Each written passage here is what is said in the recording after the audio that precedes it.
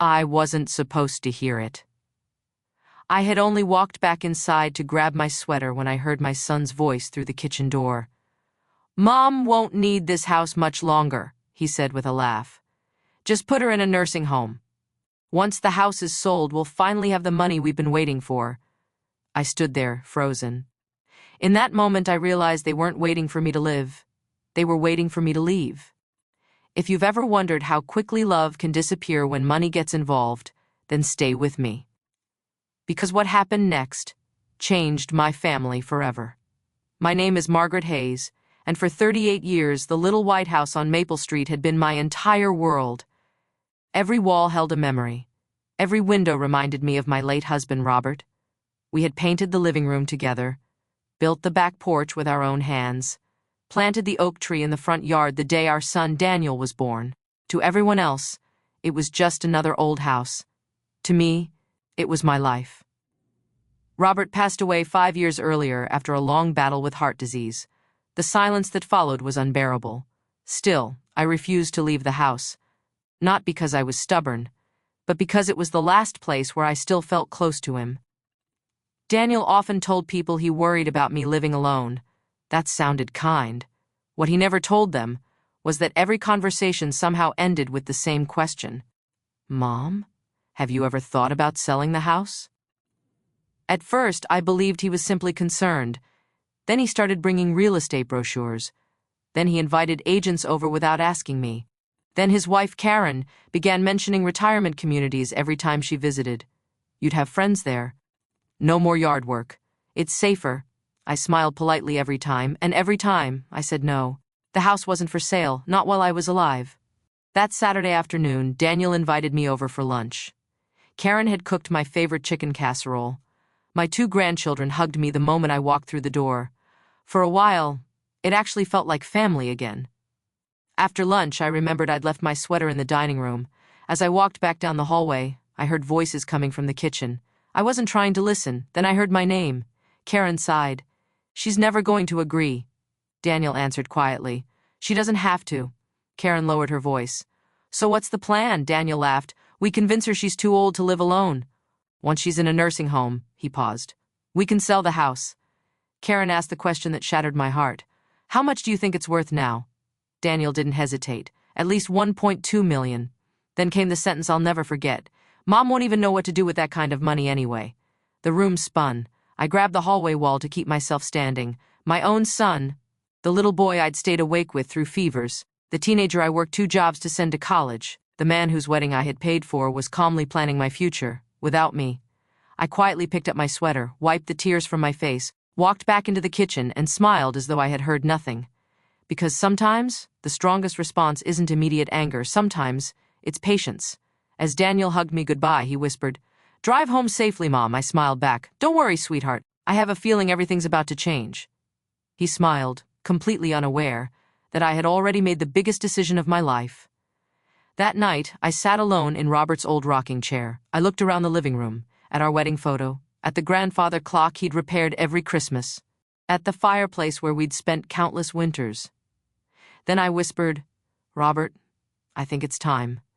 The next morning, instead of calling my son, I called someone else, a real estate attorney. And before noon, the first papers were already being prepared. The following Monday morning, I walked into the office of attorney Michael Harper carrying only one folder. Inside it were 38 years of memories, the deed, the insurance papers, the property records. Michael looked at me over his glasses. "Mrs. Hayes, are you absolutely sure about this?" I smiled. "For the first time in a long time. I'm completely sure." He studied my face for a moment before nodding. "Then let's make sure everything is done exactly the way you want."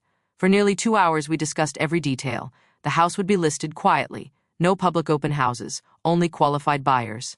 And until the paperwork was complete, no one, not even my son, would know.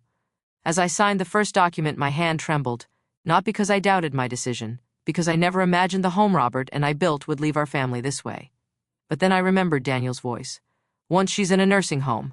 The sadness disappeared. This wasn't about selling a house anymore. It was about protecting my dignity. 3 weeks passed. Daniel called almost every evening. His voice sounded unusually cheerful. "Hey, Mom, how are you feeling?" "I'm fine. You sure you're managing okay by yourself?" I've been managing for 38 years. He laughed. I know. Then, almost casually, he asked, have you thought any more about those retirement communities Karen showed you? I smiled to myself. No, but I've been thinking about my future. That's great, he replied. You deserve to relax. If only he knew. Every time he talked about my future, the moving company was packing another room. Every time he asked if I needed help, another box quietly disappeared from the house. By the end of the month, only the furniture remained. Then the phone rang. Mrs. Hayes, this is Olivia Turner with Evergreen Realty. I believe we have an offer. I took a deep breath. Tell me. The buyers have offered $1,195,000, nearly the full asking price. They'd like to close immediately. I looked around the living room one last time. Robert's favorite chair, the old piano, the staircase where Daniel used to slide down the banister when he thought I wasn't looking. I smiled through my tears. Accept the offer. Closing day arrived faster than I expected. I signed the final page. The attorney slid a cashier's check across the table. For a moment, I simply stared at it. Not because of the money, because a chapter of my life had officially ended. Michael looked at me kindly. Any regrets? I thought for a second. Only one. I wish my husband were here, he nodded. I think he'd be proud of you. That afternoon, I drove somewhere Daniel never imagined. Not to a nursing home. Not to a retirement community. I drove to a beautiful lakeside cottage nearly 200 miles away. Small, peaceful, surrounded by flowers. Exactly the kind of place Robert and I had dreamed about after retirement. I'd quietly purchased it using part of the proceeds from the sale. For the first time in years, the silence felt peaceful instead of lonely. 2 days later, Daniel called. Mom! His voice sounded excited. I was thinking maybe Karen and I could stop by this weekend. Of course. I'll leave something for you, he laughed. Perfect. We'll bring the kids. I'd love that. I smiled softly. So would I, but I never told him. I wouldn't be there. Saturday morning arrived. The moving trucks had already delivered my last boxes to the cottage. I locked the front door one final time. Then I reached into my purse and removed a white envelope. Across the front, I had written only 3 words. For Daniel. I placed it carefully on the kitchen counter. Beside it, I left one house key, not because he still owned the home, but because I wanted him to be the one to discover the truth. I took one last look around. Every memory, every laugh, every Christmas, every birthday. Then I quietly whispered, Goodbye, Robert. I think it's finally time for us both to move on. I closed the door, walked to my car, and drove away without looking back. Less than 2 hours later, my phone buzzed. Daniel was calling. I watched it ring. Once, twice, 3 times. Then a text message appeared. Mom, where are you? A second message arrived just seconds later. Who's living in your house?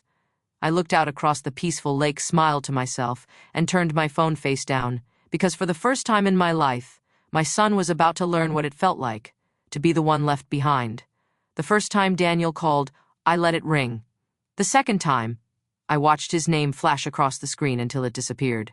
By the end of the afternoon, I had 12 missed calls. Then came the text messages. Mom, please call me.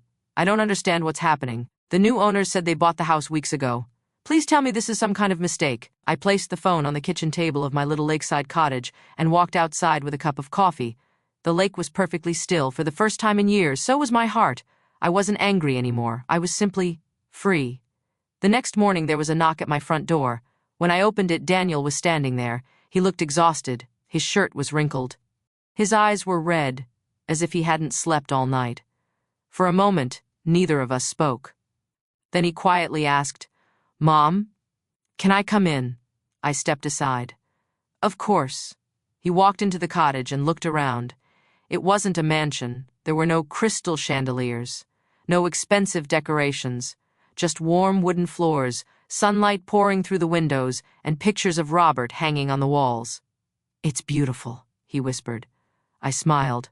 It feels like home. He nodded, but I could tell his mind was somewhere else. Finally, he reached into his jacket pocket and pulled out the envelope I had left behind. I read your letter. His voice cracked. I've read it at least 20 times. I looked at him quietly. I meant every word. The letter had been short, but it carried 38 years of pain. It read, Dear Daniel, I heard every word you said that afternoon. You thought I didn't know your plans. You thought I was becoming a burden. What hurt wasn't that you wanted the house. What hurt was realizing you had already decided where my life should end without asking me what I wanted. So I made my own decision. I sold the house because it belonged to your father and me, not to anyone waiting for it. The money isn't a reward. It's the result of a lifetime of sacrifice. Don't worry about me. I've finally found a place where I'm wanted. Love, Mom. Daniel wiped his eyes. I never wanted to hurt you. I looked at him gently. Maybe not. But you did. He lowered his head. I kept telling myself I was helping. I thought living alone was dangerous. I nodded slowly. If that had been your only reason, I would have listened. He looked confused. What do you mean? I stood up and walked to the bookshelf. From between two photo albums, I pulled out a small notebook. I've kept this for years. He frowned. What is it? A journal? Every time someone visited after your father died, I wrote down how I felt. I handed it to him. One page caught his attention immediately. Daniel asked about the house again today. He never asked how lonely I felt, only whether I'd considered selling. He turned another page. Karen brought another retirement brochure. No one asked if I was happy here. Another page. I miss conversations more than I miss help. Daniel stopped reading. His hands were shaking. I never realized. No, I replied softly. You never noticed. The room fell silent. Then Daniel asked the question I knew was coming. What happened to the money? I smiled. I was wondering how long it would take before you asked. His face immediately filled with shame. I'm sorry. That's not why I came, I know. But it's an important question. I walked over to the window. Part of it bought this cottage. I set aside enough to live comfortably for the rest of my life. He nodded quietly. And the rest? I smiled. Do you remember Mrs. Alvarez? He thought for a moment. Our old neighbor? The one whose husband passed away? Yes, I nodded. She was about to lose her home. So I paid off her mortgage. His eyes widened. I continued. The local children's hospital received another portion. The Veterans Food Pantry received another. And your father's scholarship fund at the community college?